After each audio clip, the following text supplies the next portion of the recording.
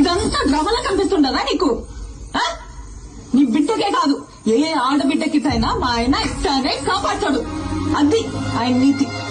మానం లేకుండా ఏం జన్మయ్యా నీది? శివలే పెద్ద సినిమా చూసి మాట్లాడనా? నువ్వు ఉండప్ప.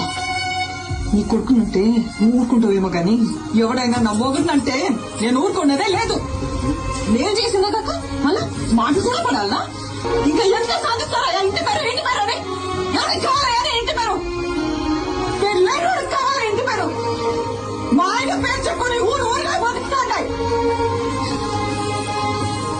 ఎవరు? పుష్ప మేనేజర్. నువ్వు? పుష్ప ఫ్రెండ్. నువ్వు? పుష్ప డ్రైవర్. నువ్వు? పుష్ప మనిషి. ఇదా ఎవరినైనా అడిగినా వాళ్ళు పేరు చెప్పుకో, పుష్ప మంచి అని చెప్పుకుంటారు. ఇదంతా ఎందుకయ్యా? ఈయనెవరు? పుష్పాలన్నా ఇది ఇది నా మొగడంటే. యో, పుష్ప అంటే పేరు కాదు, పుష్ప అంటే బ్రాండ్. చిన్నమ్మ అసలు ఆపు. నువ్వు ఉన్నారు కదా ఇక్కడ తాటి చెట్లగా తీసుకువెళ్ళి కొనుక్కుంటారు. సమీ పోదామా సమీ?